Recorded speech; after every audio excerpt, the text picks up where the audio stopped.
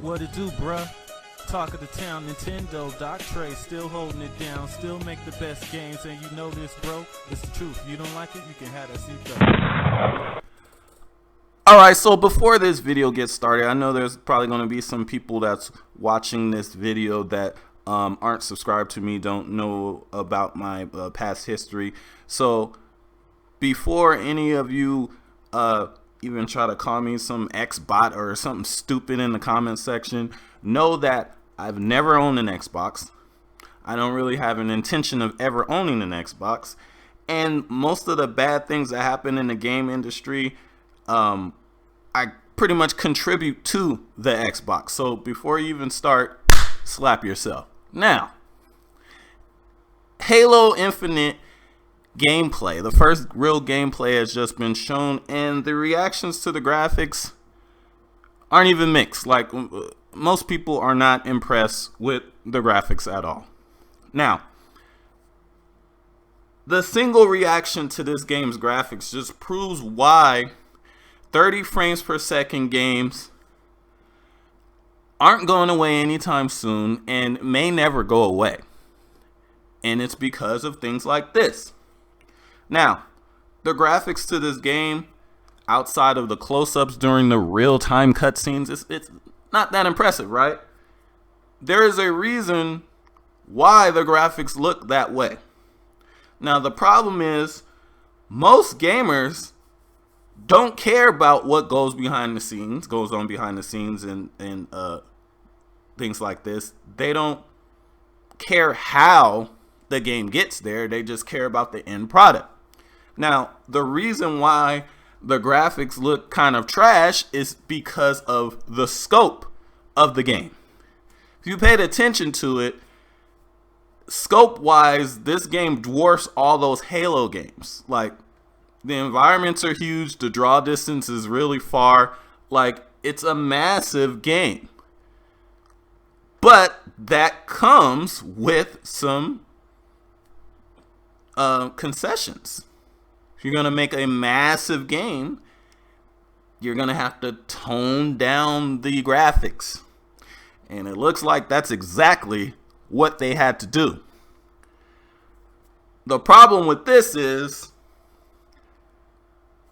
Halo fans in general probably don't care about that. When it comes to most traditional first-person shooters, people look to those as what the system is capable of, really graphically. So choosing Halo of all games to make massive open worlds probably wasn't the best idea.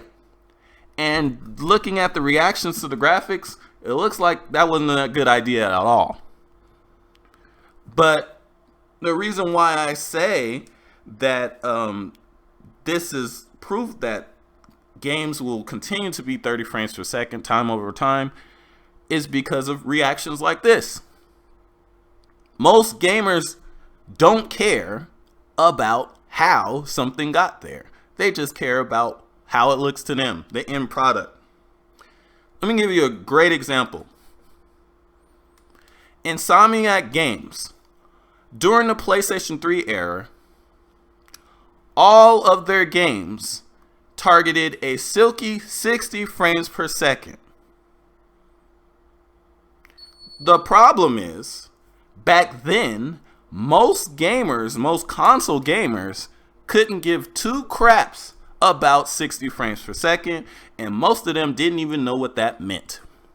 Which means other first-person shooters and other games that Insomniac Games were competing with were going for the highest quality visuals they could at really bad frame rates sometimes.